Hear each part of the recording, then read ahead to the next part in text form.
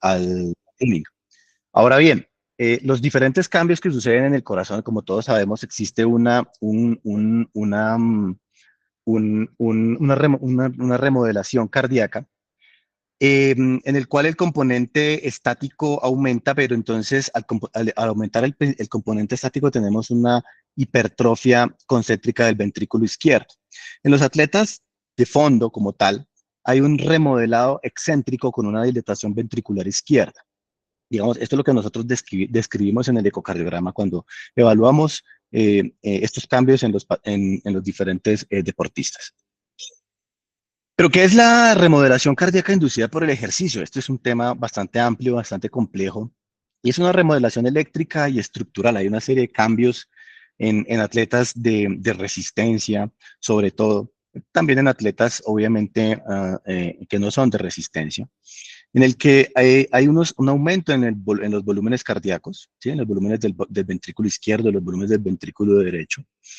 Hay aumentos en las aurículas, en aumento auricular izquierdo, aumento auricular derecho. Y hay algunos trabajos que han demostrado que hay en pacientes con una alta carga de resistencia, aumento en fibrosis intersticial. Esto predispone, obviamente, a arritmias, como lo veremos más adelante. Obviamente también hay influencias hereditarias, digámoslo así, o influencias inherentes al deportista. El sexo, la etnia, las alteraciones poligénicas y variantes raras, miocardiopatías raras que pueden presentarse en un paciente o en un atleta. Entonces, claramente sabemos que el deportista, el atleta, es una persona que tiene una muy buena salud cardiovascular, usualmente. Son personas que pueden durar más, son personas que son longevas, son personas que tienen una disminución o un riesgo menor de, voy a poner el puntero láser, discúlpenme, es una disminución o un riesgo menor de insuficiencia cardíaca y disminución de eventos cardiovasculares, ¿sí? Sobre todo eventos coronarios. Ahora bien, también puede llegar a tener en algunos casos, como lo dije, en momentos en los que el deporte es demasiado, unos cambios como un aumento del riesgo de fibrilación auricular y una disfunción del nodo sinusal. Ahora bien, la remodelación cardíaca inducida por el ejercicio presenta cambios estructurales, como lo venía diciendo, una hipertrofia excéntrica, sobre todo en el ejercicio isotónico, una hipertrofia ventricular izquierda, un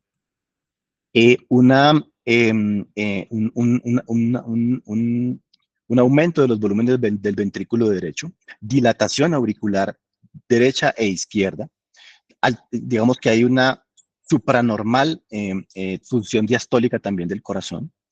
Y en los atletas o en el ejercicio isométrico hay una presencia de hipertrofia ventricular concéntrica sobre todo, pero las dimensiones ya en estos atletas son menores. O sea, las dimensiones son normales usualmente en los ecocardiogramas. Tenemos unos cambios eléctricos, como pueden ser bradicardia sinusal. La prevalencia de bradicardia sinusal, como lo veremos más adelante en estos pacientes, es por lo menos del 90%, 80%. Arritmias sinusales, arritmias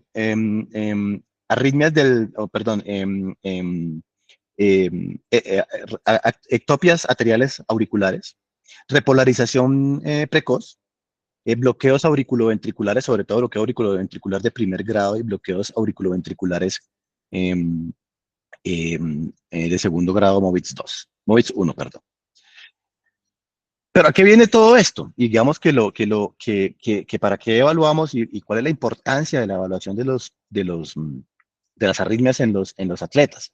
Y es, todos lo sabemos, la muerte súbita, disminuir el riesgo de muerte súbita. Entonces tenemos que la incidencia de muerte súbita, esto varía en diferentes países, diferentes estudios, pero tomé, digamos, estos datos en los que dice que la incidencia de muerte súbita en personas menores, en atletas menores de 35 años es de 1.9 por 100.000 pacientes año. Esto, como le dije, es variable. Pero en atletas mayores de 35 años, puede llegar a ser del 6 o del 7 por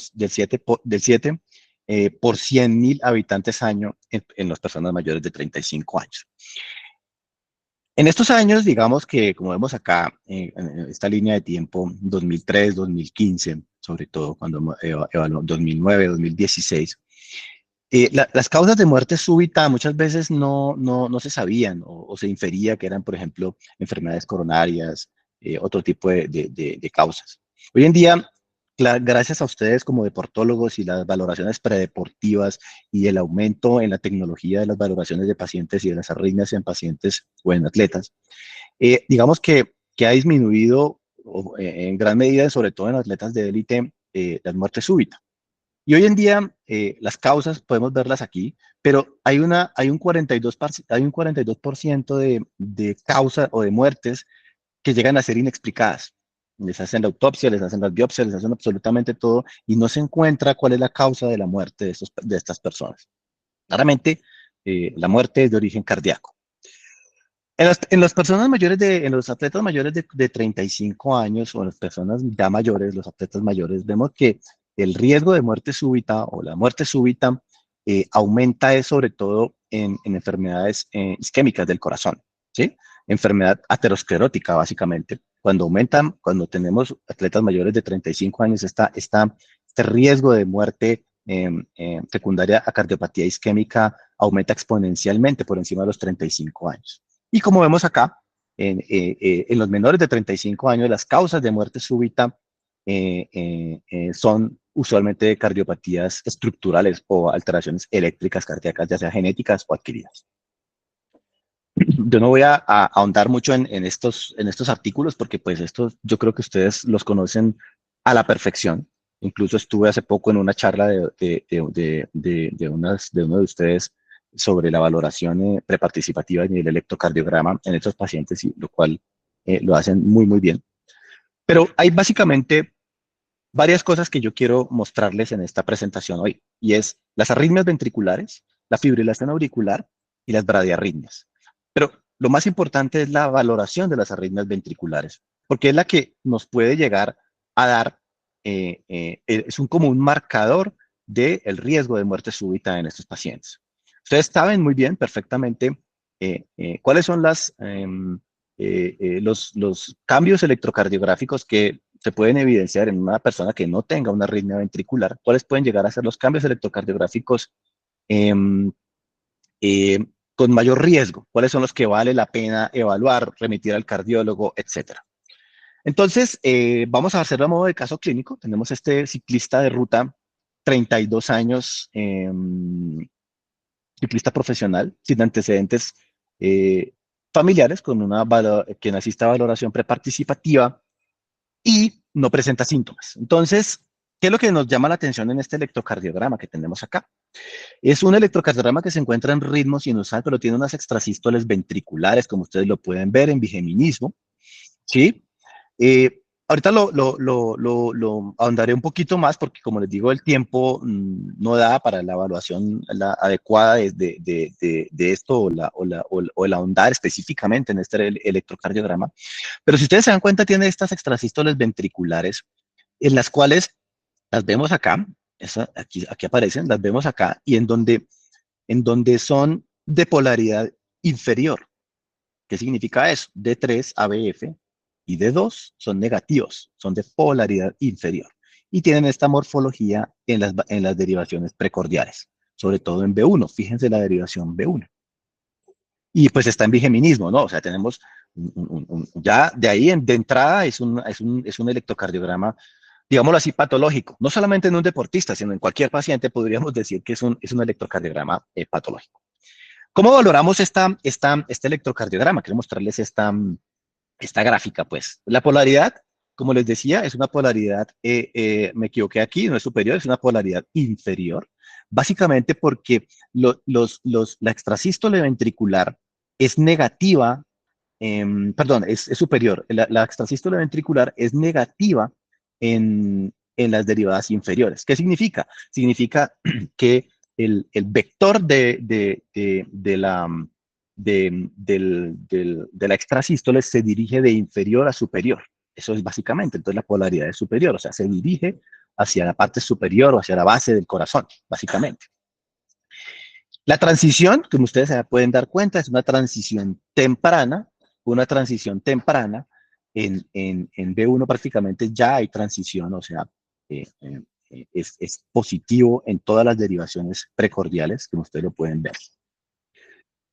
Y, y además de eso, observen la morfología que tenemos, más o menos una morfología similar a la que podemos llegar a tener acá en el número 5.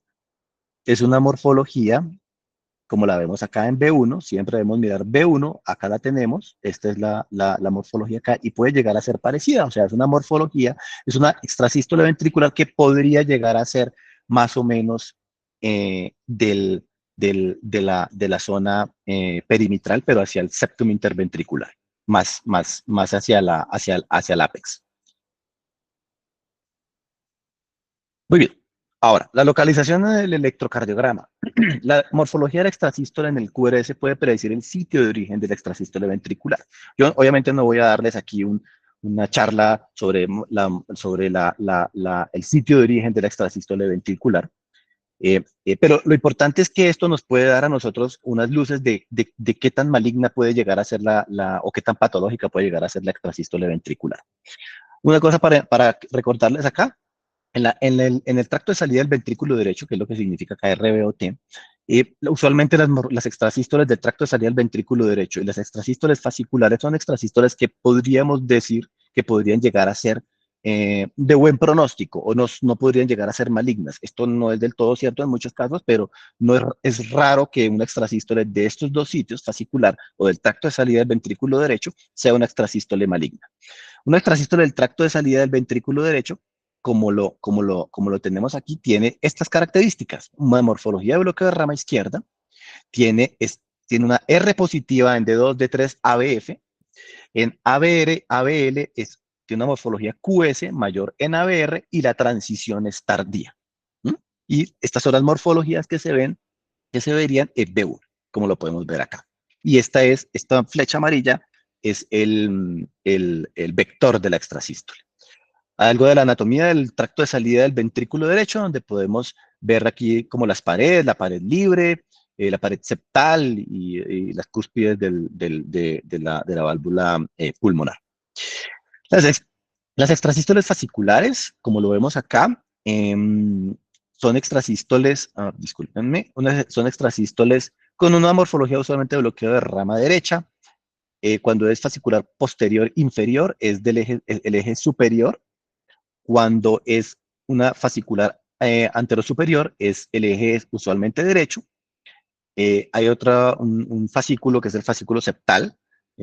Usualmente la rama izquierda tiene tres fascículos, el posterior inferior, el anteroseptal y el septal. El eje es normal y usualmente el QR es estrecho. No es, sí, ustedes saben que cuando hablamos de una extrasístole ventricular, el QRS por definición debe ser mayor de 120 milisegundos, pero en las extrasístoles fasciculares el QRS está cercano a 120 milisegundos. Nunca es menor a 120 milisegundos o en casos muy raros es menor a 120 milisegundos, pero está entre 120 y 130 milisegundos, usualmente el QRS. Entonces, otra cosa que tenemos que evaluar es el intervalo de acoplamiento.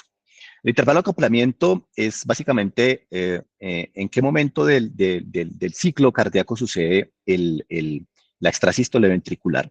Y es básicamente, como vemos acá, tenemos un ritmo sinusal, una P y un QRS, y el intervalo de acoplamiento corto es cuando se mete dentro de la onda T. Básicamente es eso. Mientras más corto sea ese intervalo de acoplamiento, la extrasístole tiene peor pronóstico, o sea, tiene mayor riesgo de producir arritmias ventriculares malignas. Pero cuando el intervalo de acoplamiento es largo, como lo vemos acá en esta otra pequeña página, el pronóstico es mejor, o sea, tiene menos riesgo de causar, o muchísimo menos riesgo de causar una arritmia ventricular maligna. También puede llegar a ser fijo, una variación menor de 80 milisegundos en todas las extrasístoles de un electrocardiograma, lo que podemos llegar a llamar las extrasístoles pareadas. Em, la evaluación. Entonces, lo primero es determinar si las extrasístoles son benignas o tienen características de alto riesgo. Di un abrebocas más o menos de lo que puede llegar a ser una extrasístole maligna, ¿sí? Las extrasístoles, lógicamente, a mayor cantidad de extrasístoles en un electrocardiograma o si encontramos dupletas o cosas así, pues son extrasístoles que tienen muchísimo más riesgo o pueden evidenciar alguna alteración patológica en el sistema de conducción. La evaluación de la morfología, o sea, significa que si es benigno o no, como lo vimos más o menos ahorita.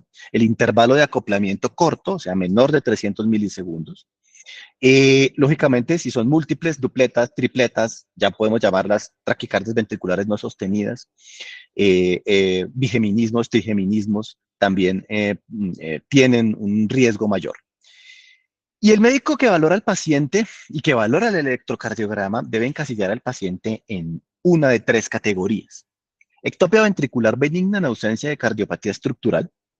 Obviamente para hacer este tipo de cosas, para encasillar al paciente cuando evaluamos una extrasístole, lo podemos hacer también guiado de otros estudios como el ecocardiograma, resonancia magnética cardíaca, Holter, etc.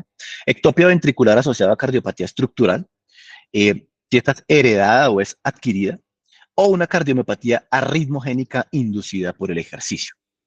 Que pues como ya lo hemos visto, digamos que el ejercicio cuando es muy extenuante o cuando tenemos ejercicios, atletas de muy alta resistencia pueden inducirse cardiomiopatía arritmogénica, que es una entidad que ya está descrita básicamente y está inducida por el ejercicio. Estas guías son unas guías de arritmias de nosotros los cardiólogos en atletas. Y básicamente les quiero mostrar cómo es que podemos evaluar un atleta con extrasístoles ventriculares. Lo primero que tenemos que evaluar son los síntomas, si está sintomático o está asintomático. ¿Mm? Muchas veces los atletas, las personas llegan a la consulta por síntomas. ¿Cuáles son usualmente los síntomas? ¿Sí? Existen muy variados síntomas, pero todos lo sabemos. Las palpitaciones, ¿sí? La palpitación como tal es un motivo de consulta muy frecuente y además de eso, eso tiene un algoritmo para evaluar el atleta que tiene palpitaciones, cómo es el algoritmo que se debe evaluar a este tipo de atletas. Pero también podemos encontrar en pacientes asintomáticos electrocardiogramas que tienen extrasistolia ventricular. Es muy frecuente encontrar extrasístoles ventriculares, no solamente en atletas, sino en la población general. Claro, en los pacientes sintomáticos o en los atletas sintomáticos, un electrocardiograma de 12 derivaciones es una cosa que considero yo que debe hacérsele a todo atleta que llega a una valoración predeportiva, profesional o no profesional, o atleta táctico. Un monitoreo ambulatorio, hablamos de un Holter de ritmo de 24 horas, el cual es muy útil, pero pues tiene algunos problemas con respecto a la sensibilidad de muchas arritmias, ¿no? Incluyendo las extrasístoles ventriculares. Y test de ejercicios. Una vez que tenemos la extrasístole ventricular diagnosticada, entonces tenemos, este algoritmo nos dice a nosotros que si tenemos dos o más extrasístoles ventriculares típicas, entonces ya ameritaría una valoración más profunda, ¿no? Pero si tiene por lo menos más de una extrasístole atípica, ¿atípicas cuáles son? Extrasístoles como las que vimos anteriormente en el electrocardiograma del ciclista, que no sean del tracto de salida del ventrículo derecho o que no sean fasciculares. Básicamente, esas son las extrasístoles atípicas. Ahora, si tenemos en el electrocardiograma una extrasístole típica, podemos decir que podemos continuar dejar el paciente sin una valoración o podemos decidir, dependiendo de la sintomatología y de lo que nosotros consideremos si evaluamos al paciente con otro método diagnóstico. Entonces, tenemos que evaluar si tenemos un alto riesgo, si la extrasístole es de alto riesgo o no es de alto riesgo. Entonces, en el momento en el que nosotros decidimos estudiar el paciente, esto de PET significa drogas o medicamentos o drogas, mejor, que aumenten eh, la resistencia del deportista o muchas drogas que ustedes saben más de eso que yo, que los deportistas consumen y que sabemos que pueden llegar a producir todo tipo de problemas metabólicos y obviamente también arrítmicos. Entonces, obviamente lo que sigue es un ecocardiograma. Debemos evaluar la estructura cardíaca. Este ecocardiograma, ustedes lo saben muy bien, que debe ser hecho idealmente por una persona o por un cardiólogo o por un centro que tenga experiencia en valorar pacientes deportistas. Es lo ideal, es lo que debería ser. Un test de Holter por lo menos un monitoreo ambulatorio, el más rentable, el que mejor tenemos, es el monitoreo Holter de 24 horas, que como lo dije, tiene sus problemas, pero es lo más fácil que tenemos en este momento. Existen test de 3 y 4 semanas, pero esto ya es para la valoración del paciente o de las palpitaciones, o si queremos evaluar si el paciente con síncope, por ejemplo, tiene algún otro riesgo mayor o una arritmia ventricular mucho mayor. Cuando nosotros haciendo estos estudios tenemos o consideramos que la extrasístole es de alto riesgo, ya en un momento les diré qué significa, que puede más en un holter de ritmo, por ejemplo, significar que la extrasístole es de alto riesgo. Pero como para comentarles, que el ecocardiograma tenga alguna anormalidad, por ejemplo, anormalidad que no sea propia de un deportista de alto rendimiento, por ejemplo, que tenga deterioro de la fracción de eyección más de lo normal, o que el ventrículo esté demasiado dilatado o hipertrófico más de lo normal, o algunas otras alteraciones, por ejemplo, en la válvula mitral, etcétera, o que el holter de ritmo tenga una carga rítmica, usualmente el punto de corte es 10%, ¿sí? Podemos considerar que estamos ante una extrasístole de alto riesgo y ya en este caso tenemos que evaluar con una resonancia magnética cardíaca, otro tipo de estudios también tenemos para evaluar, pero la resonancia magnética cardíaca y un test de ejercicio, cualquiera que este sea. Y dependiendo de eso ya evaluamos el paciente para pasarlo a un estudio electrofisiológico. ¿Y cuáles son las cardiomiopatías asociadas a este tipo a este tipo de extrasístoles atípicas y patológicas? Muy importante la cardiomiopatía hipertrófica, es una causa muy importante de muerte súbita en el atleta. Pero tenemos otra serie de cardiomiopatías ritmogénica del ventrículo derecho, taquicardia ventricular polimórfica catecolaminérgica, el Brugada, que tiene unas características electrocardiográficas en el electrocardiograma de base, que tenemos que aprendérnoslas y saber evaluarlas. El síndrome de QT corto, el síndrome de QT largo, la miocardiopatía no compactada y todo el espectro de lo que pueden llegar a ser las cardiomiopatías dilatadas. Esta es como una parte de las cardiomiopatías que pueden llegar a verse o encontrarse en un atleta y que pueden incluso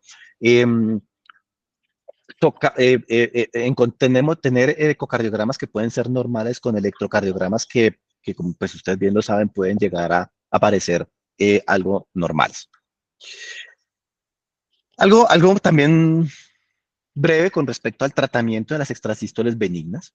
En extrasístoles benignas sintomáticas se recomienda el manejo de los factores de riesgo. ¿Sí? Esto no es que varíe mucho con respecto a los pacientes o al manejo de las extrasístoles ventriculares en personas que no son deportistas, que no son atletas, ¿sí?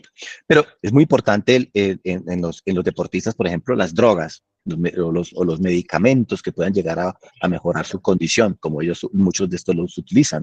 Apnea del sueño, tabaquismo, consumo de alcohol, de bebidas energizantes, etcétera. En asintomáticos se recomienda observación. Como ya lo expliqué, esto digamos que este es el nivel de evidencia, este verdecito de acá.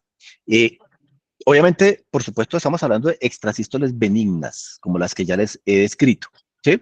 En las extrasístoles malignas o que tienen un potencial maligno, lo ideal es obviamente hacerle una serie de estudios y una remisión a cardiología para la evaluación. En asintomáticos con una alta carga de extrasístoles ventriculares benignas, este punto de corte de 10% incluso puede llegar a ser, en algunos centros puede llegar a ser menor, o sea, del 8% o del 7%, o incluso en algunos otros centros y otros estudios han mostrado que puede ser incluso mayor del 20%. Pero tenemos ese punto de corte y es el que se ha venido aceptando, que es de más del 10% de carga rítmica. La ablación como primera línea está indicada si el paciente o si el atleta lo prefiere o si no tolera el tratamiento farmacológico. Recordemos que el tratamiento farmacológico en estas personas puede llegar a producirle una serie de síntomas y a disminuir su capacidad funcional en los atletas, sobre todo en los atletas de alto de endurance. En atletas con arritmias ventriculares benignas, sintomáticas, es razonable ensayo de terapia médica. ¿Sí? Entonces, si tenemos esto, entonces podemos decir con esta evidencia que que podemos iniciarle tratamiento con antiarrítmicos, con algunos antiarrítmicos, flecainida, que no la tenemos acá en Colombia. Lo único que tenemos disponible acá en Colombia pueden ser los betabloqueadores, con los problemas que tienen los betabloqueadores en muchos atletas profesionales que ustedes conocen. En atletas con extrasístoles ventriculares benignas sintomáticas, la terapia farmacológica con antiarrítmicos de la clase 1C es razonable. Y la clase 1C básicamente en estos pacientes es la flecainida, que no la tenemos disponible. Ahora bien, como les dije, cuando ustedes identifican una extrasístole ventricular que pueda llegar a ser maligna, lo ideal es una evaluación conjunta. Yo siempre he dicho que cardiólogos y deportólogos y lógicamente otras especialidades también, pero cardiólogos y deportólogos debemos trabajar de la mano eh, para la evaluación de estos pacientes. Y lo ideal es que el cardiólogo tenga una experiencia en la valoración de pacientes o de deportistas de alto rendimiento, porque muchas veces no se tiene la experiencia o el conocimiento acerca de estos pacientes. Ya posteriormente, el manejo en muchos de las cardiomiopatías que podemos llegar a tener, en los que ustedes, en los que, discúlpeme, ¿tienen algún micrófono abierto? Gracias. En los que, en los que ustedes tienen algunas de las cardiomiopatías en las que podemos ver anteriormente, cardiomiopatía catecolaminérgica, etcétera, pues esto ya implica que el deportista tenga que dejar de entrenar muchas de estas veces, ¿no? Eso obviamente se valorará individualmente. Esto es un tema mucho más complejo, pero uno de los dispositivos que nosotros aplicamos en esto, como ustedes saben, es los dispositivos como el CDI, ¿sí? Entonces, tenemos varias opciones de CDI. El hecho de que un deportista tenga un CDI no implica que no puede dejar de hacer deporte. Esto va a depender, obviamente, de qué tipo de deporte haga, de qué tipo de patología, cuál sea el riesgo y, obviamente, también teniendo en cuenta con sus médicos tratantes, explicándoles los riesgos y los beneficios de hacer este tipo de cosas. Pero entonces, ya nuestro paciente, ¿qué sucedió con él? Como lo vimos, es una arritmia compleja asintomática. En el diagnóstico posterior se le hizo un diagnóstico de una cardiomiopatía no compactada, se le hizo una resonancia magnética y una serie de estudios genéticos que evidenciaron una cardiomiopatía no compactada. Y en estos casos lo que se debe hacer en este tipo de arritmias y con el riesgo que tenía era un implante de un CDI subcutáneo, no un CDI que va hacia la aurícula y al ventrículo, sino un CDI subcutáneo por el tipo de deporte que él hacía. Él definió o decidió seguir compitiendo, no a la manera como lo hacía porque era atleta profesional, pero sí fue necesario que dejara de entrenar como lo estaba haciendo. Muy bien. La segunda arritmia es la fibrilación auricular. Claramente, ustedes conocen el riesgo que tienen muchos de los pacientes y cuando tenemos un paciente de alto, eh, digamos, de muy alto endurance, de muy alta resistencia, los cambios que pueden suceder en el corazón y sobre todo en la aurícula, la dilatación auricular izquierda. Esto es un tema, la fibrilación auricular es un tema apasionante, es un tema muy grande, y que digamos el tratamiento y la valoración de estos pacientes es similar en los deportistas y en los no deportistas, pero obviamente los deportistas tienen algunas consideraciones especiales. Un corredor de 49 años, maratonista, quien consulta por palpitaciones y no tiene antecedentes. Algo de las generalidades, es la arritmia más frecuente del mundo. La prevalencia en atletas jóvenes eh, es mayor, ¿sí? Que las personas que no son atletas. El atleta joven tiene más riesgo de presentarlo, obviamente, el atleta de más resistencia. Y los deportistas de resistencia son más propensos. Tienen 2.4 veces más riesgo de tener fibrilación auricular, obviamente hablando de los deportistas de alta resistencia. Existe una clara asociación entre la fibrilación auricular y las cardiomiopatías. Por ejemplo, la cardiomiopatía hipertrófica, el Brugada, el síndrome de Cute largo. Y en pacientes jóvenes puede ser la primera manifestación de una de estas patologías. Por ejemplo, una cardiomiopatía hipertrófica en un paciente menor de 35 años que debuta con una fibrilación auricular, un atleta que debuta con una fibrilación auricular. También se aplica para no atletas. Y el uso de drogas para mejorar el rendimiento está asociado al desarrollo de DFA. Esta parte, ustedes la saben mejor que yo y saben cuál puede llegar a ser el riesgo de la utilización de este tipo de drogas para mejorar el rendimiento. Sabemos también que existe una relación en J entre la dosis del ejercicio y el riesgo de desarrollar fibrosis auricular. O sea, no es que los atletas o que todos los atletas tengan un riesgo alto de presentar una fibrilación auricular. Por supuesto que no. Incluso tiene un efecto protector a ciertas dosis de ejercicio y con ciertos ejercicios. Pero cuando se hace ejercicio de alta intensidad, como lo vemos acá podemos ver ejercicio de baja intensidad, personas que ya, estos son personas prácticamente que son sedentarios y cada medida que la persona desarrolla o hace más ejercicio, pues llega a un punto donde el riesgo de fibrilación auricular disminuye, comparándolo con la población general. Esto es debido a muchísimos factores, porque sabemos que la fibrilación auricular es un continuum, es una patología sistémica prácticamente, y es una manifestación de muchos factores de riesgo cardiovasculares, obesidad, apnea del sueño, hipertensión arterial, diabetes, también genético, es una cantidad de factores que llevan a una persona a desarrollar fibrilación auricular.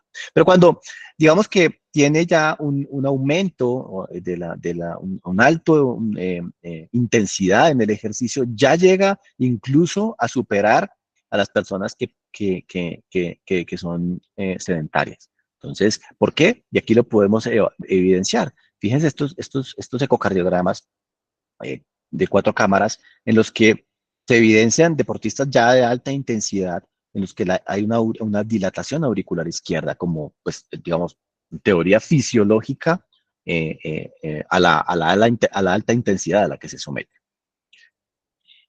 Pero los mecanismos de la fibrilación auricular en los atletas, como les dije, no es diferente a lo que puede llegar a ser una fibrilación auricular en los no atletas. Pero básicamente tenemos 3 cosas. Uno que es un disparador, un sustrato y un modulador. Como en los no atletas, una ectopia atrial, por ejemplo, las ectopias auriculares, y en la particularidad de los atletas, las drogas de uso para los suplementos deportivos, pues que pueden llegar a producir este tipo de cosas.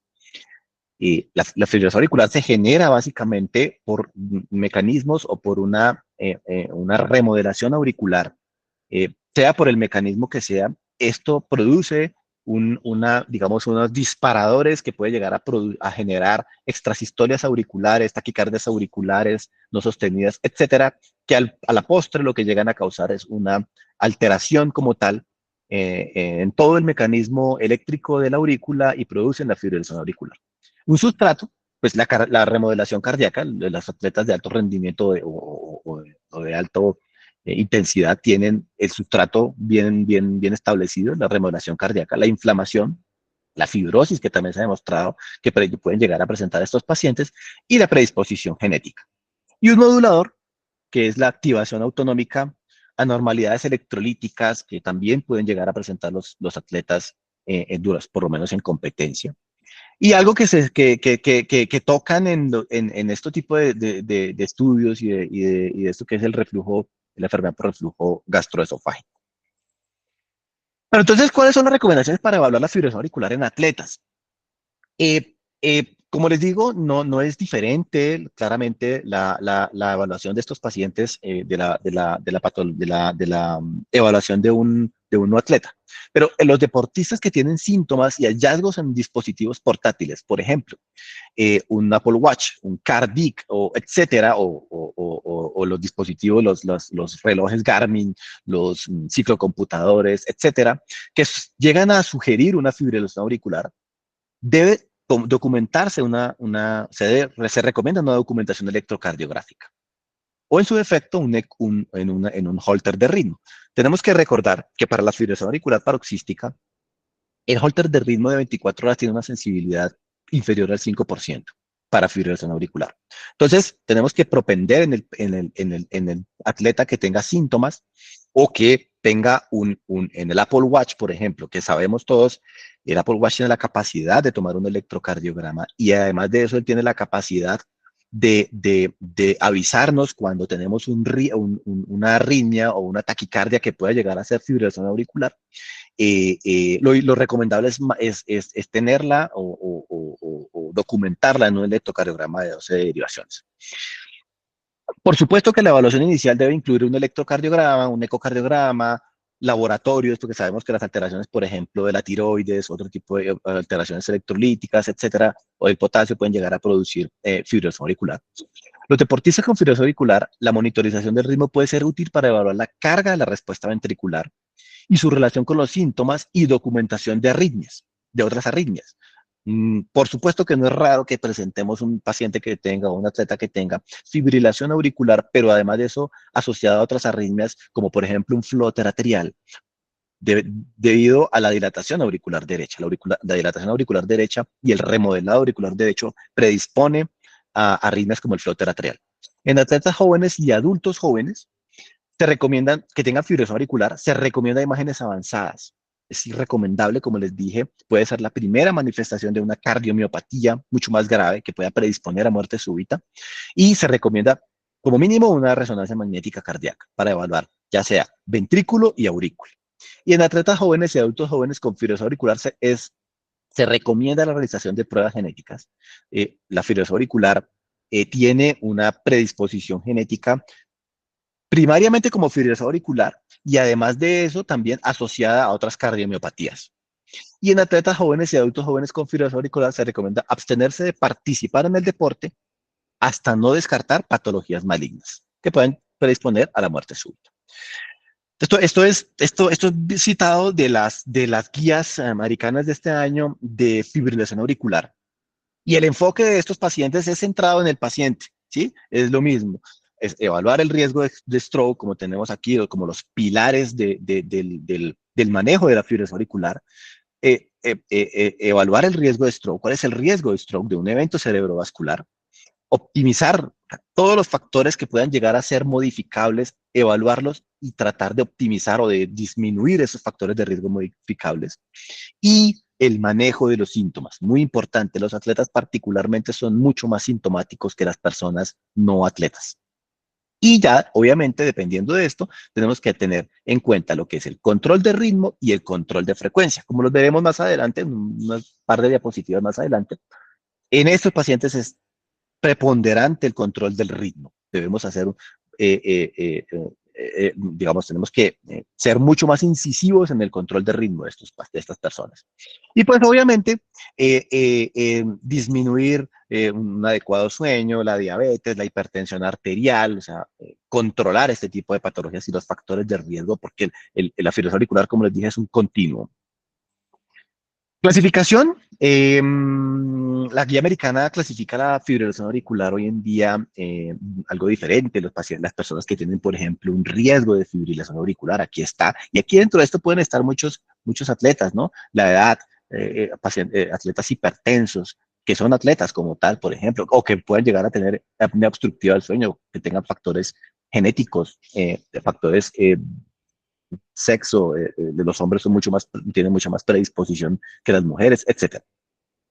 Los que tienen prefibrilación auricular, ¿sí? Que ya tienen dilatación auricular, incluso podríamos decir que los que tienen prefibrilación auricular ya son atletas, por ejemplo, que tengan dilataciones auriculares izquierdas, por ejemplo, ¿sí? Ectopias auriculares frecuentes. por ejemplo, o episodios de taquicardias atriales, obviamente personas que tengan flóter atrial, etcétera. Y ya dentro de eso, lo que muchos conocemos, tal vez todos conocemos, lo que es la clasificación cuando ya la fibrilación auricular se encuentra o se diagnostica, tenemos que clasificarla en paroxística, persistente, largamente persistente, la que es posterior a la ablación, ¿sí? Posterior a la ablación o al aislamiento de venas pulmonares, en el cual, digamos que hablaremos algo, una parte de eso más adelante, y lo que es la fibrilación auricular permanente, que como sabemos son las personas que tienen fibrilación auricular, que ya no hay posibilidad de hacerle algún tipo de tratamiento ablativo, por lo menos, o de control de ritmo. Por supuesto también que tenemos que los atletas tener o evaluar lo que es el riesgo trombótico versus el riesgo hemorrágico. Las guías recomiendan el CHA2-VASc para evaluar y está validado para atletas también, para evaluar el riesgo trombótico. El EITRIA, existen otros como el EITRIA, el EIFI, el GARFI, el EIF, el ABC Stroke, etcétera, pero pues el recomendable es el CHA2-VASc. Y el riesgo de sangrado, es decir, el riesgo hemorrágico también, como es el Hasbled, el Atria, el Orbit, el Hemorrhage.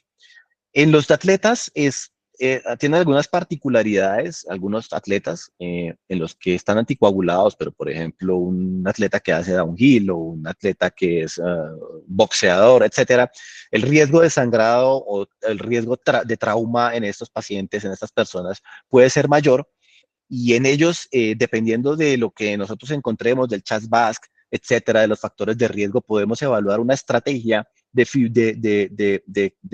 anticoagulación intermitente. Ya ahorita hablaremos también de otra serie de cosas intervencionistas que podemos hacer en estas personas. Dentro del manejo, digamos, hablarles del tratamiento, del manejo, de la anticoagulación, de si cuando controlábamos el ritmo, etcétera. Es un tema es un tema largo, un tema muy complejo. Eh, eh, digamos, los cardiólogos, ustedes nos pueden remitir el paciente para evaluar esa parte, pero básicamente ustedes lo saben muy bien, la persona que tenga, un atleta que tenga un CHA2-VASc por encima de 2, eh, eh, eh, es un atleta que puede llegar o que debe ser candidato a anticoagulación, por encima o igual a 2. De eso va a depender si es mujer o si es hombre, etcétera. Sobre todo en los hombres si es de 2, si es en las mujeres si es igual o mayor a 2, porque pues tenemos en cuenta que dentro del CHA2-VASc se encuentra el género y la mujer te da un punto. Eso no significa que las mujeres requieran anticoagulación solamente por ser mujeres, pero si está asociado a otros factores de riesgo, sí requieren anticoagulación. Pero una cosa muy importante es que hoy en día, cito este artículo, el AFNet 4, porque es un artículo, digamos, que ha venido abriendo paradigmas rompiendo paradigmas con respecto al manejo ablativo como primera línea para las personas o los pacientes, sobre todo jóvenes que tienen fibrilación auricular. Todos hemos sabido que la fibrilación auricular, el primer manejo que le iniciamos es manejo antiarrítmico, ¿sí? Con amiodarona, con propafenona, betabloqueadores, etcétera. Pero lo ideal, hoy en día ya lo recomiendan, es hacer un manejo ablativo de primera línea. El primer tratamiento que se le da a la paciente una vez se hace el diagnóstico de fibrilación auricular es hacer un aislamiento de venas pulmonares. Y aquí vemos en este estudio que disminuyó o sea, que el tratamiento temprano del control de ritmo de estos pacientes disminuyó en un 25% las recurrencias de fibrilación auricular. Y claramente los pacientes, las personas que tienen fibrilación auricular, tienen un mayor riesgo de mortalidad, de complicaciones a largo plazo, de falla cardíaca, de insuficiencia cardíaca, de disminución de su, digámoslo así, de su capacidad funcional, etcétera. Y esto en los atletas es un riesgo muy grande para ellos. Un atleta al que nosotros le digamos que tiene que dejar de entrenar puede traer un problema muy serio para esa persona. Les muestro más evidencia con respecto al control de ritmo de estos pacientes. Muy importante el control de ritmo antes que iniciarle incluso antiarrítmicos eh, con estos estudios. ¿Y cuáles serían las personas o los atletas o el paciente que puede beneficiarse aún más de un control de ritmo con ablación o aislamiento de venas pulmonares? Lo preferiblemente, por ejemplo, pacientes jóvenes, ¿sí? Idealmente. Jóvenes pueden ser menores de 40 años, ¿no? En este caso, ellos hablan 40 años, 35 años, pero eso va a depender, obviamente, sabemos que los atletas de más de 40 años pueden incluso estar en muy buena forma y pues, serían un candidato ideal para este tipo de cosas. Las personas que tienen aurículas izquierdas que no estén dilatadas, o por lo menos que estén en los valores más o menos, unos valores más o menos aceptables ecocardiográficamente, en los que tengan síntomas, mientras más sintomático sea, obviamente es mejor la ablación o el manejo ideal de ablación temprana. Que tengamos dificultad en el control de ritmo, que tengamos una aurícula pequeña o una aurícula, digámoslo así, normal. Obviamente si hacen disfunción del ventrículo izquierdo o si tienen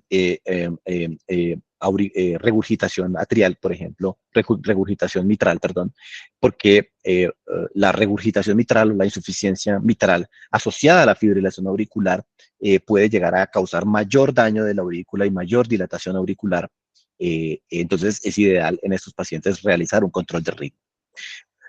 Ahora, no se debe realizar un aislamiento de venas pulmonares con el único fin de suspender la anticoagulación. Si una persona, independientemente atleta o no, tiene un riesgo alto trombótico, el aislamiento de venas pulmonares por sí, como tal, no va a quitarle el riesgo trombótico. Sabemos el riesgo que puede llegar a tener la suspensión de anticoagulación en una persona que tiene alto riesgo trombótico, que tiene un CHA2-SPASC alto, porque tiene factores de riesgo, por ejemplo, hipertensión arterial, por ejemplo, la edad, por ejemplo, diabetes mellitus, cardiomiopatías, etcétera.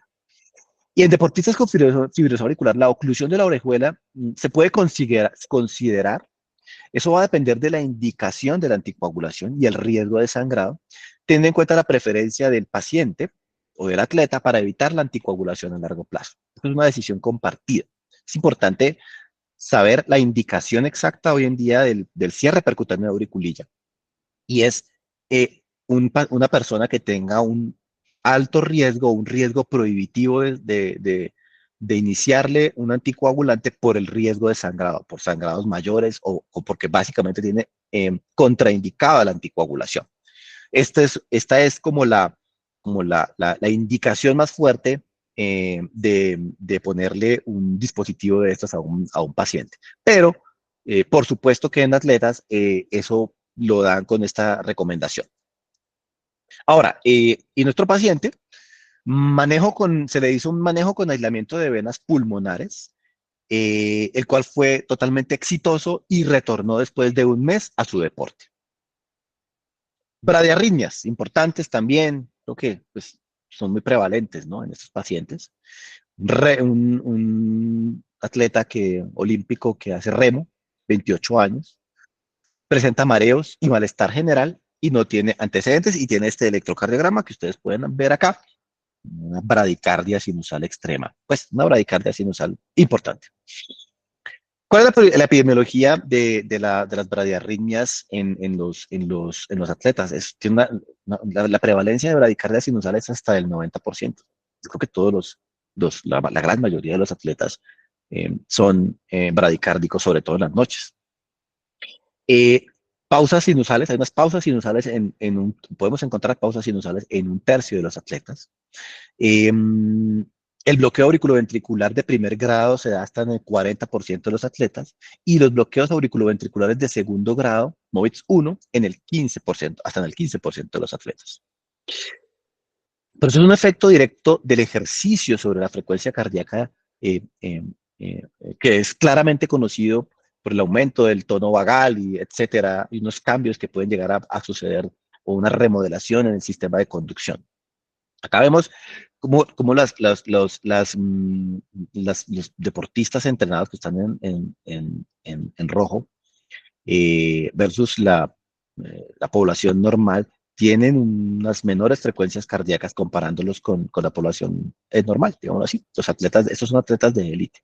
Fíjense las frecuencias cardíacas entre 40 y 50, es la mayoría entre 50 y 60, mientras que versus la población general, que pues sabemos que puede llegar a tener las frecuencias cardíacas algo más altas en personas no entrenadas. Y aquí también tenemos el riesgo de arritmias, ¿no?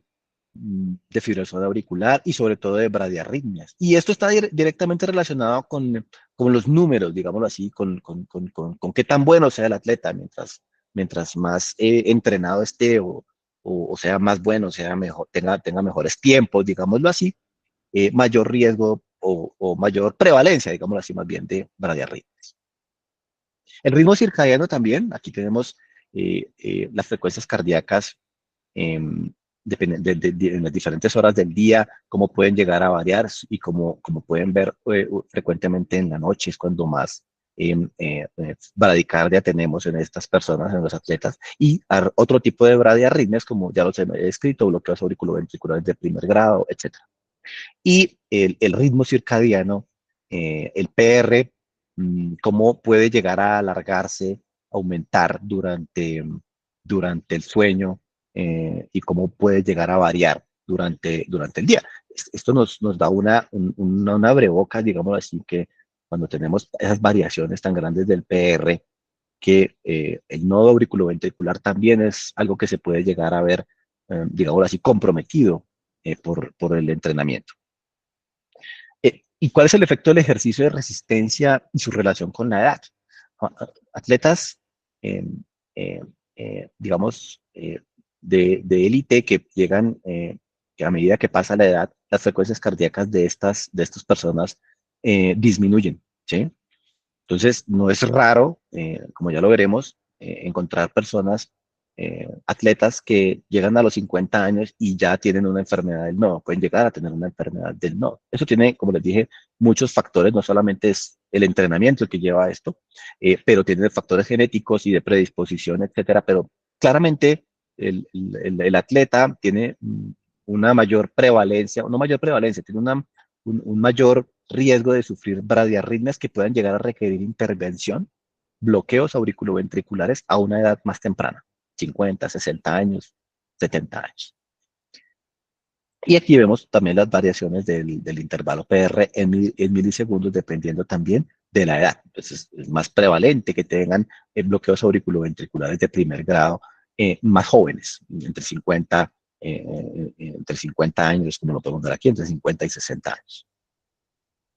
Y el ejercicio de resistencia induce bradicardia, ¿sí? Claramente, aquí tenemos la persona sedentaria con las barras negras y la persona entrenada en las barras rojas, donde este estudio lo que muestra es que estas personas tienen una frecuencia cardíaca más baja en comparación con las personas que no están entrenadas.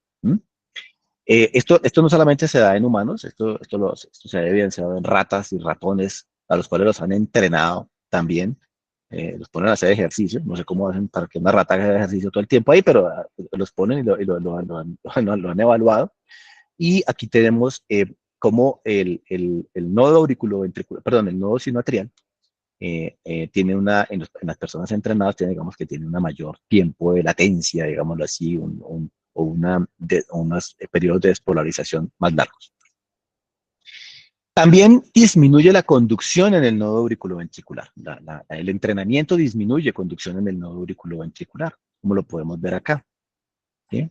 Disminuye el PR en las personas no entrenadas, como tenemos acá, que es las barras negras, y las personas entrenadas, como aumenta el PR y el intervalo AH, que es el intervalo AH que podemos medir en las aurículas entre el nodo auriculoventricular y entre el nodo sinoatrial y el nodo auriculoventricular.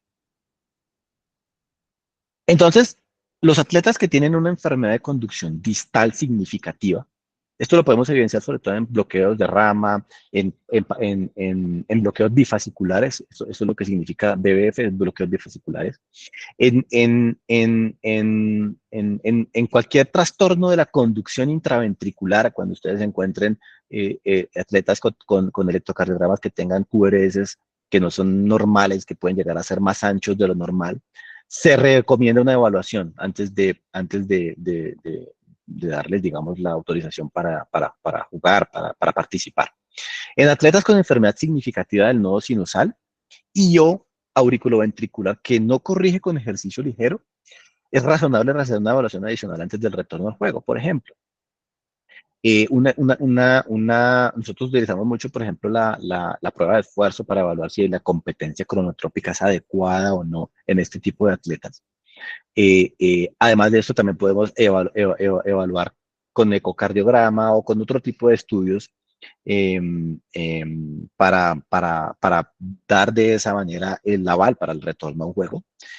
Y los atletas con enlentecimiento asintomático del nodo sinusal o bloqueo cardíaco de primer grado o un bloqueo auriculoventricular de segundo grado MOVIS 2 en reposo, no se recomienda la evaluación adicional. ¿Sí? Ahora bien, el tratamiento. ¿Sí? El tratamiento, digamos, de las bradiarritmias, pues afortunadamente no es tan difícil. ¿Sí? En un atleta, pues el desentrenamiento. Por supuesto que esto es algo con lo cual ustedes y el atleta va a estar en desacuerdo, desentrenar a un atleta. Pero puede ser una opción de tratamiento, pero esto también conlleva, digamos, a una cantidad de problemas psicológicos en el atleta. Puede llegar a ser un problema para los atletas, sobre todo los atletas que son de élite, que entrenan ya bastante, entonces puede llegar a ser un problema. Y por supuesto el marcapasos, ¿no? El marcapasos, cuando se tienen este tipo de bloqueos auriculoventriculares y cosas de estas, el marcapasos es la mejor opción, marcapasos auriculoventricular. Y hay un tratamiento, digamos, que es bien importante que lo hacemos, y lo hacemos aquí en la Fundación Cardioinfantil, que es la cardioneuroablación. Eso tiene unas indicaciones específicas. Eh, eh, aún se, aún se requieren más estudios, pero se ha hecho y se ha escrito en atletas. Sobre todo se utiliza mucho en síncope reflejo mediado neuralmente. Y es básicamente la ablación de ciertas zonas vagales, inervaciones vagales que están aquí en las aurículas, como lo podemos ver aquí. Estos son 4 puntos en los cuales se realiza cardioneuroablación a través de catéteres en la aurícula por radiofrecuencia. Y se ha utilizado en disfunción sinusal y en bloqueo auriculoventricular de alto grado. Esto hay algunos casos publicados en la literatura en atletas y en pacientes jóvenes que tienen este tipo de problemas, que no son atletas, pero que tienen disfunción sinusal con unos resultados prometedores.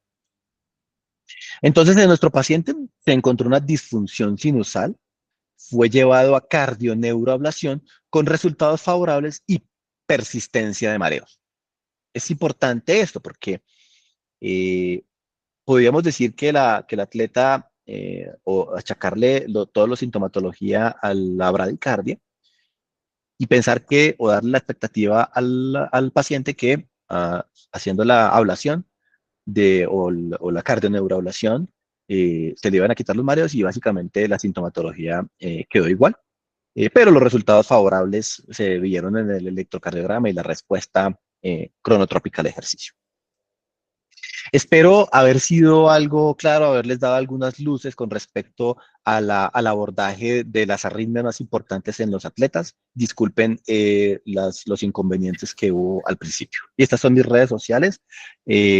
Para lo que necesiten, para lo que quieran contactarme, estoy a la orden de ustedes. Doctor Busto, muchas gracias. Muchas gracias. Creo que valió la pena la espera y creo que el mensaje final es lo que usted dice y es lo que muchas veces hemos hablado y el deportista lo que se merece es una dupla y la dupla es cardiología y medicina del deporte. Creo que si trabajamos en conjunto en pro de los deportistas, tanto amateur como profesionales, lograremos muchas cosas. Entonces, por favor, dejen las preguntas ahí. Y yo le quiero hablar un poco de un caso que de hecho yo creo que se lo comenté en estos días, y es un deportista que llega a consulta es porque su cardiofrecuenciómetro le marca en reposo frecuencias de 200, 210. Eso es algo que lo vemos muy común en la consulta. Se le hace un ecocardiograma, creo que muestra una aorta bivalva, le pedimos un Holter de una taquicardia no sostenida y hace frecuencias en reposo de 30, pero en actividad y dispara la arritmia después de 150, se quedan 200, 220. Entonces uno dice, para evitar, o podría uno pensar, y fue digamos lo que yo pensé en su momento, que yo lo beta bloqueo, un poco con el inmunolol, o le pongo algún poco de beta bloqueador para evitar que me haga esas frecuencias de 200, 220. Pero el mismo deportista me dice, pero doctor, ¿cómo me pone un beta bloqueador si yo hago frecuencias de 30 dormido? Entonces entra ahí como en una de esas, y ahora, ¿qué hago? Y pues ya los estudios que se están haciendo ahí en la fundación, muy posiblemente es un paciente que terminará en un manejo por electrofisiología con una ablación. Entonces, la pregunta ahí es, ¿ahí el beta bloqueador en este tipo de paciente que yo le cuento tendría alguna indicación? ¿No? O en estos deportistas, para un rápido retorno a la actividad deportiva, es mejor hacer intervencionismo. Sí, en deportistas, particularmente los betabloqueadores, la utilidad de los betabloqueadores no es muy buena, ¿no? Disminuye primero, les produce mucho sintomatología. A ver, no, hay algunos deportes en el que ustedes saben que los betabloqueadores están prohibidos. Y además de eso, teniendo en cuenta estos cambios en el nodo auriculoventricular y este tipo de cosas que llegan a suceder y que presentan frecuencias cardíacas bajas en reposo y en la noche, pues llegar a ser contraproducente, incluso te puede llegar a predisponer a más arritmia, ¿sí? En estos casos, no hay utilidad porque el estímulo como tal o lo que sucede, como me describes el caso, pareciera una enfermedad del nodo auriculoventricular. Y esto puede ser generado por la, por la misma remodelación auricular. ¿Sí? Entonces puede ser una enfermedad del nodo sinusal. Y en este caso, lo ideal es hacer un manejo ablativo. Ok, muchas gracias. Entonces, vamos aquí revisando. Igual pueden ir dejando las preguntas y voy a ir como comenzando con las primeras que la verdad parecen, es más, creo que aparte de tener muchos médicos conectados, tenemos seguramente gente muy interesada en el tema, población de atletas. Doctor, buenas noches, mi nombre es María Luisa, tengo una pregunta. Tengo 36 años, soy atleta, mi frecuencia cardíaca cuando estoy trabajando al 60 o al 70% relativamente igual, o cuando trabajo en zona 4 o zona 5, pero no siento los pálpitos fuertes cuando estoy trotando suave, solo que la frecuencia cardíaca puede estar hasta 180. Y ahí es un poco para explicar desde el punto de vista de cardiología también ese manejo y que conocemos que en la cardioinfantil con la parte de ergospirometría también en la prescripción de las zonas de entrenamiento. Entonces podríamos hacer un mix entre la pregunta y esas zonas de entrenamiento también con el uso que tiene tanto cardiología como medicina del deporte de la ergospirometría. Sí. Sí, digamos, hay que hacer un manejo individualizado, una evaluación individualizada. La ergospirometría nos da a nosotros los umbrales, ¿no? Los umbrales y la frecuencia cardíaca, o sea, nos acercamos un poco a la frecuencia cardíaca máxima y pues obviamente ustedes de esto también conocen mucho, pero pues el tratamiento o el manejo de esta paciente, de ella debe ser más individualizado. Sí, sí, la idea es poder consultar. De hecho, más adelante no es el objetivo del webinar, pero piden, doctor, la parte de consulta o de redes sociales que más adelante, si quiere, la puede dejar ahí en el chat. Esta también es parecida. Mi hija es patinadora de velocidad, tiene 10 años, un electrocardiograma salió una arritmia sinusal. ¿Qué tan normal puede ser? 10 años arritmia sinusal es totalmente normal. Eso es totalmente normal en pacientes jóvenes, ¿sí? Y en niños muchísimo más. No es una arritmia, en realidad se le llama arritmia sinusal, simplemente significa que con la respiración hay cambios digamos, en el ritmo del corazón, no el ritmo, sino como los latidos del corazón, pero eso es secundario de la respiración y eso es un cambio totalmente normal. Acá esta pregunta de Erika yo la combino con algo que me llegan a mí reportes muy, muy frecuentes, cuando llega algo muy en específico. ¿Cuándo es preocupante un bloqueo de rama derecha incompleto en deportista? Y muchas veces llega el reporte de cardiología y dice hallazgos inespecíficos de la repolarización. Es que a uno dice... Sí, sí, digamos, eso es totalmente, a ver, la valoración del deportista con el bloqueo completo o el bloqueo de rama derecha, digamos, el hallazgo de un bloqueo de rama derecha puede llegar a ser algo normal. Eso ya va a depender también de los antecedentes que se tengan, ¿no? Del deporte que se haga y de otros cambios que pueda llegar a tener el electrocardiograma. Pero el bloqueo incompleto de rama derecha, como nosotros lo llamamos, o el patrón de bloqueo de rama derecha, está descrito como un hallazgo normal y por sí solo como tal no es un motivo para un estudio de un paciente, a no ser que llegue, tenga otras sintomatología, otros cambios, que tenga síncope, que tenga palpitaciones, etcétera. El trastorno, lo que se llama ahí el trastorno de repolarización, en específico de la repolarización, eso es algo, ¿por qué hacemos ese tipo de reporte?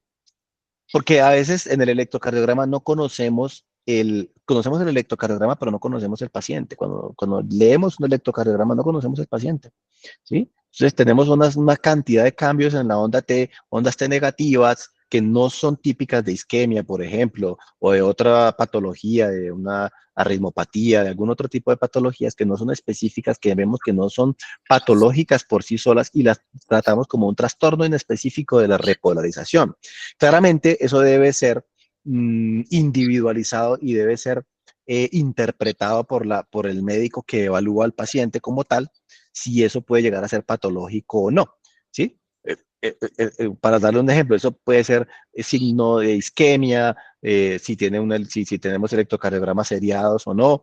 O sea, es algo que va a ser así y como les digo, lo ponemos ahí como para describir que tiene alguna alteración en la repolarización ventricular. Nada más. Ok. Ya se sabe que hacer screening no garantiza evitar una muerte súbita. Entonces, ¿qué deberíamos hacer? Eh, esa pregunta es bien. Yo pienso que tenemos que ser muy acuciosos. No vamos a evitar todas las muertes súbitas. Lo ideal sería evitar todas las muertes súbitas en los atletas, ¿sí? Pero pues lo vemos todos los días o lo vemos. No es extraño ver futbolistas que tienen o atletas que tienen, por supuesto que deben tener muchísimas valoraciones predeportivas, resonancias magnéticas cardíacas, etcétera, que fallecen súbitamente. Esas son las causas inexplicadas. Tenemos que ser muy acuciosos, creo yo. Creo yo que evaluar el paciente como un todo, los antecedentes, los síntomas, el electrocardiograma, y creo yo que no escatimar en los pacientes que nosotros consideremos que tienen una indicación de un estudio más avanzado y formarnos mucho más, tener una mayor formación en estos estudios y conocer más las patologías a medida que va pasando el tiempo. Vamos conociendo más otro tipo de patologías por problemas genéticos y otra serie de cosas que predisponen a muerte súbita. ¿Hay alguna relación entre las vacunas de COVID con arritmias cardíacas, ya que algunos deportistas al momento de vacunarse comenzaron a tener problemas cardíacos? Sí, sí, hay descritos series de casos descritas de pacientes que presentaron em, arritmias cardíacas, arritmias sobre todo auriculares, ¿no? Taquicardias auriculares y cosas de estas posterior, que digamos que están no se ha comprobado que sean, o bueno, hay algunos casos que sí hay una comprobación que es directamente relacionada con con la vacuna, y algunos otros casos también de extrasístoles ventriculares, de taquicardia ventricular que son asociadas a la vacuna, sobre todo por inflamación, por miocarditis. Pero sí es directamente relacionada y es verdad, es más frecuente de lo que parece, ¿no? Doctor, ¿el mejor tratamiento farmacológico para las extrasístoles ventriculares? Bueno, el mejor tratamiento farmacológico, Mm, eso va a depender. La flecainida, digamos que tiene una muy buena evidencia y digamos que tiene muy poca sintomatología o el medicamento es poco tóxico. No lo tenemos disponible acá en Colombia. Nosotros acá en Colombia utilizamos los beta bloqueadores, que son relativamente efectivos y pueden llegar a disminuir la sintomatología. Básicamente eso. La amiodarona como tal, a ver, muchas veces se les inicia amiodarona a las personas a los pacientes que tienen extrasistolia ventricular y no es lo ideal. La amiodarona no es aunque es un muy buen antiarrítmico y puede llegar a controlar muy bien las extrasístoles ventriculares, primero pues es tóxico, ¿no? Es muy tóxico y tiene muchos efectos adversos como para utilizarlo de manera más popular, digámoslo así, en pacientes con extrasistolia ventricular. Listo. Aquí es una pregunta interesante en cuanto a determinar lo que usted hablaba del desentrenamiento.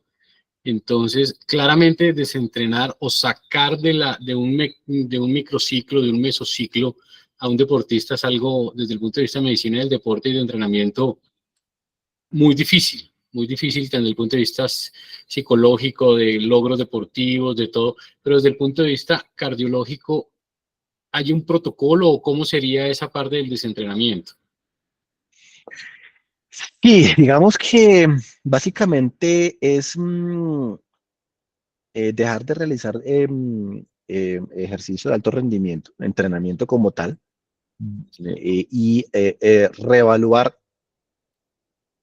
cambios electrocardiográficos y cambios ecocardiográficos entre 3 y 4 semanas posteriores a que el deportista deja de entrenar.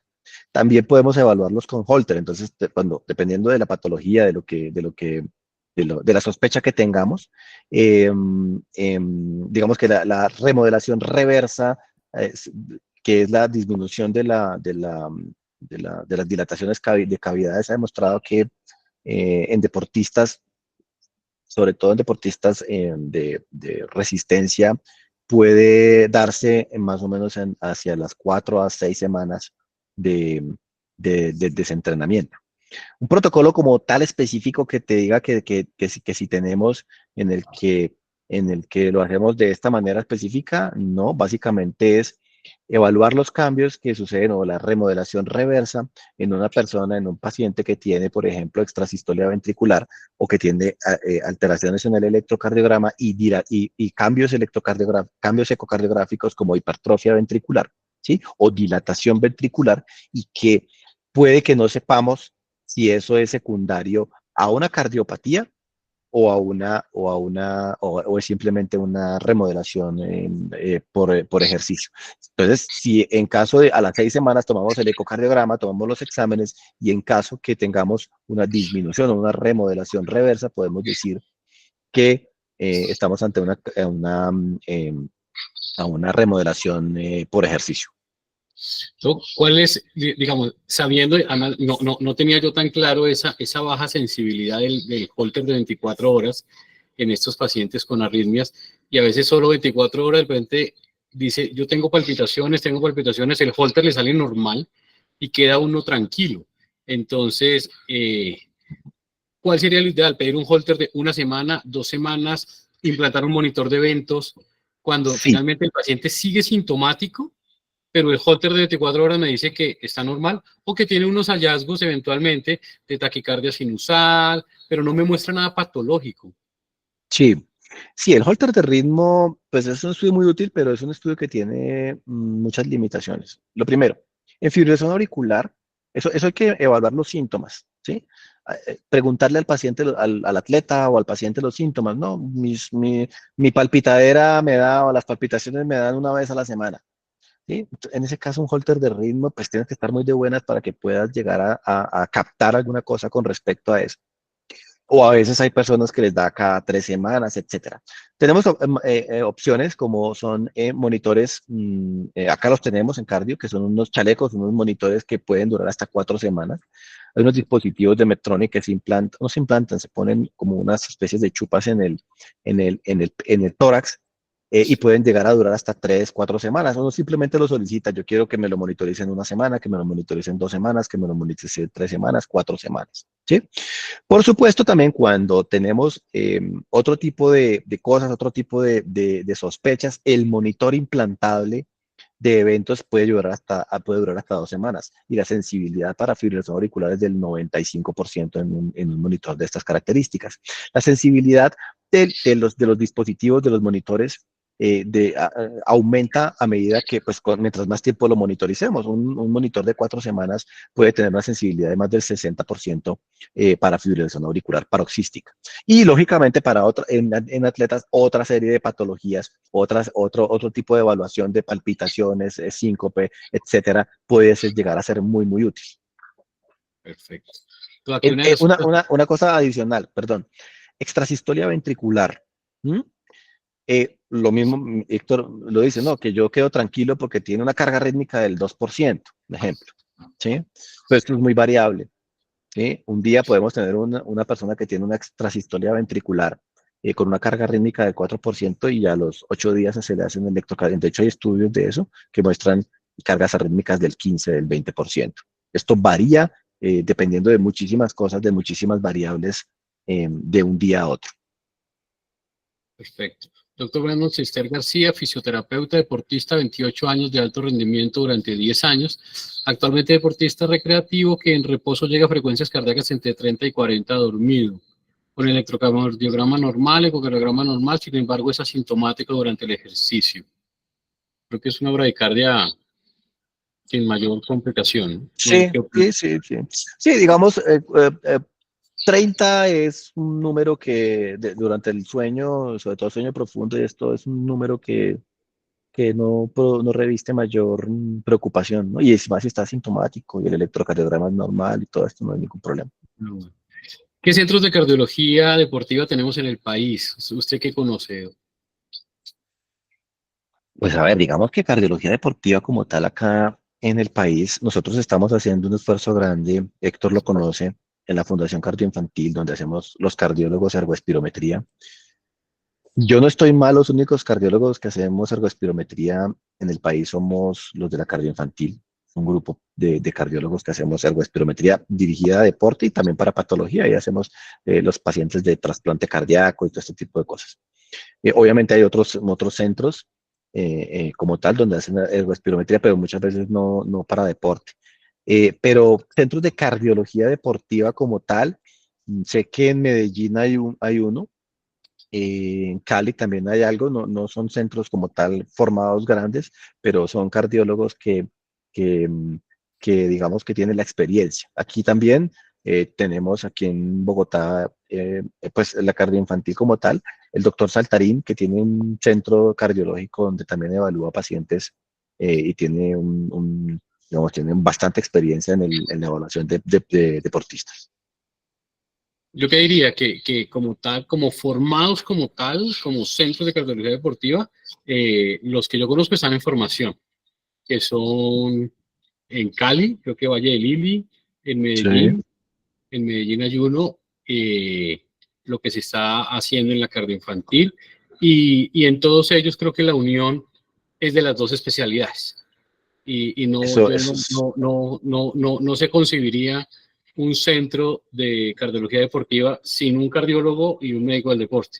Ese sería como la invitación a que lo sigamos manejando en conjunto, y creo que sí hay mucho por hacer.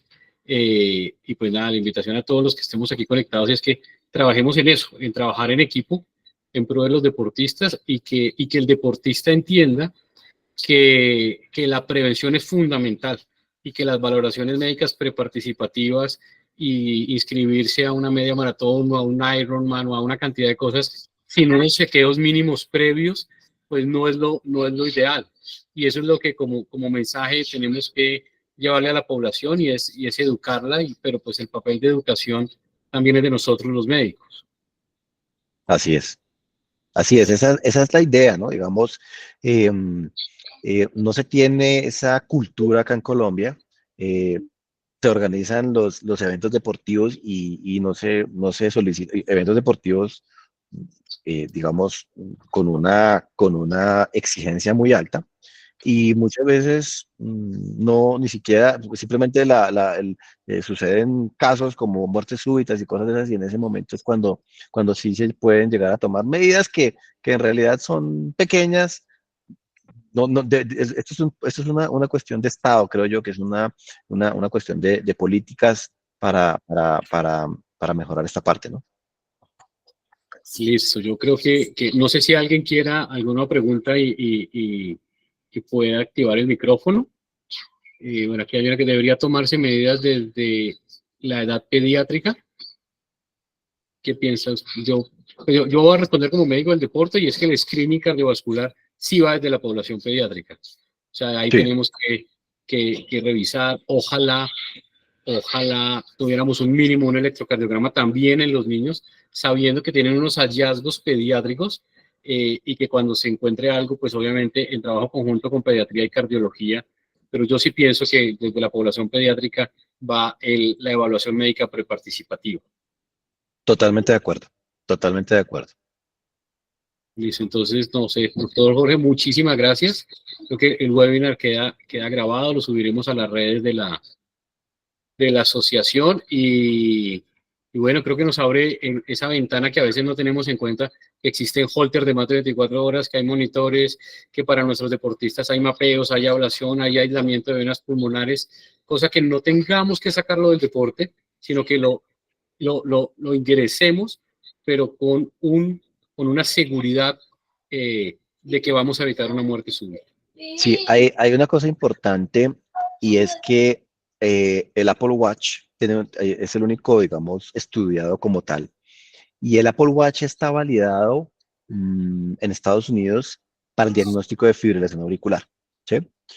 Él tiene la capacidad, tiene un algoritmo especial que básicamente te monitoriza, si no lo sabían, y él tiene la capacidad de avisarte cuando tienes un episodio de fibrilación auricular, con una sensibilidad alta. Tiene un estudio muy grande que se llama el Apple Heart Study, es el estudio incluso más grande que se ha hecho. Es un estudio con una cantidad grandísima de pacientes, en el que se mostraba, digamos, cada vez, a medida que pasa la generación de este Apple Watch, va mejorando esa parte y la sensibilidad como tal. Y el electrocardiograma, él toma un D2, o puede incluso tomar D3 y este tipo de cosas, con una alta sensibilidad, y es muy probable que vaya a llegar a ser validado como un dispositivo diagnóstico de fibrilación auricular. Y en estos casos, digamos, claro, la fibrilación auricular, pero también podría ser de mucha utilidad, porque si toma un dedo largo, sería de mucha utilidad en otro tipo de arritmias. Obvio, él no va a reemplazar un holter de ritmo, un electrocardiograma, etcétera, pero podría ser de muchísima utilidad en estos casos. Listo. No, muchísimas gracias. Gracias a todos, que casi a las 9 de la noche, casi 100 personas conectadas, porque el tema es muy apasionante. Creo que había Muchísimas una gracias. pregunta de Jeremy Guevara. Si quiere, directamente haga la pregunta.